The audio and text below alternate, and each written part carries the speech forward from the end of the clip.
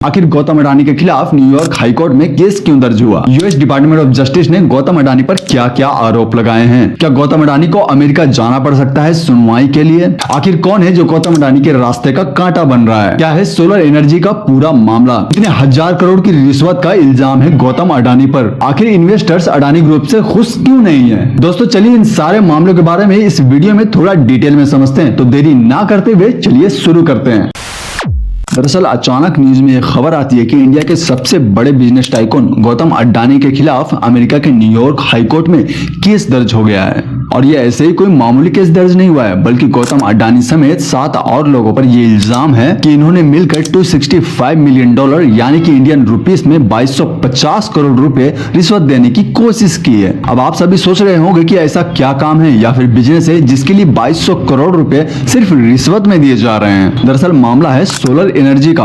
अगर आपको पता नहीं तो आपकी जानकारी के लिए बता दूं कि आने वाले टाइम में इंडिया में बहुत ही लार्ज स्केल में सोलर एनर्जी पैदा होने वाली है। और जो भी बिजनेसमैन इसे बनवाएगा या फिर जिसके पास भी इसका मालिकाना हक हो, समझो वो तो अरबपतियों का भी अरबपति बन जाएगा। अब असली मामला जो है वो यहीं से शुरू होता है। इंडिया में जो भी सोलर एनर्जी बनाने का जो टेंडर है, अडानी ग्रुप उसे अपने कब्जे में लेना चाहती है। अब आप सोच रहे होंगे कि अडानी इंडिया के, सोलर एनर्जी इंडिया की, इसके टेंडर इंडिया के, तो बात अमेरिका की न्यूयॉर्क हाईकोर्ट तक कैसे पहुंच गई? देखो इंडिया में आने वाले टाइम में सोलर एनर्जी का जो भी स्ट्रक्चर तैयार होने वाला है, उसमें सोलर और बैटरी बनाने के लिए जो मटेरियल इस्तेमाल होने वाला है वो अमेरिका से ही आएगा। और इतना ही नहीं, अमेरिका के जो इंजीनियर्स है वो भी इसमें अपना योगदान देने वाले हैं। अब इसी के चक्कर में अडानी ग्रुप जो है सोलर एनर्जी का टेंडर अपने पास रखने के लिए कई सारे इंडिया और यूएस के ऑफिसर्स को रिश्वत देने का वायदा करती है। और ये कोई छोटी मोटी रकम नहीं है, बल्कि ये टोटल मिलाकर 2200 करोड़ रुपए हो रहे हैं, जिससे पता नहीं कितने बिजनेस खड़े हो जाएंगे। अब अडानी ग्रुप जो है इसमें फंस इसीलिए रही है क्योंकि इस रिश्वत और धोखाधड़ी वाले काम को अडानी ग्रुप के जो लोग हैं इन्वेस्टर्स को बिना बताए कर रहे थे। और ये सोलर एनर्जी इंडिया में बहुत बड़े पैमाने पर बनने वाला है, इसीलिए इन्वेस्टर जो है वो इंडिया के भी है और कुछ यूएस के भी हैं। इसीलिए अडानी ग्रुप यहाँ पर बुरी तरह फंस रही है। और अडानी ग्रुप पर जितने भी धोखाधड़ी और रिश्वत वाले इल्जाम लगाए गए हैं, ये अमेरिका के यूएस डिपार्टमेंट ऑफ जस्टिस और US securities and exchange commission द्वारा लगाए गए हैं। लेकिन अडानी ग्रुप ने इस पर सफाई देते हुए कहा कि यूएस डिपार्टमेंट ऑफ जस्टिस द्वारा हम पर जो भी इल्जाम लगाए गए हैं सभी बेबुनियाद है, सभी बेवजह के इल्जाम हैं। जब तक इन आरोपों पर कोई ठोस वजह नहीं मिल जाती तब तक अडानी ग्रुप निर्दोष है।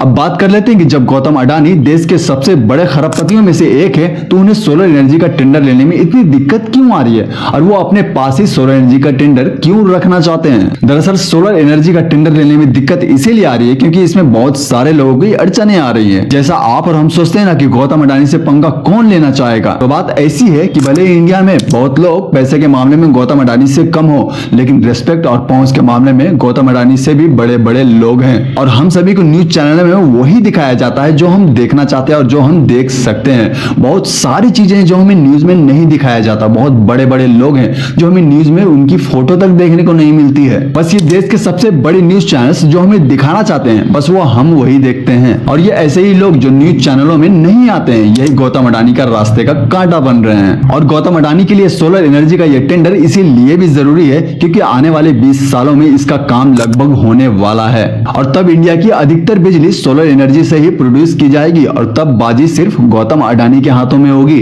और बस यही कारण है कि सोलर एनर्जी के इतने बड़े प्रोजेक्ट के पीछे गौतम अडानी पड़े हुए हैं। बाकी देखो गौतम अडानी का जो ये मामला है अमेरिका के न्यूयॉर्क हाईकोर्ट तक पहुंच गया है। अब जो भी आगे होता है मैं नेक्स्ट वीडियो बना दूंगा। अब अगर आपको मेरी ये वीडियो अच्छी लगी हो तो वीडियो को एक बार लाइक और चैनल को सब्सक्राइब जरूर से कर देना। चलो मिलते किसी नेक्स्ट टॉपिक पे। जय हिंद।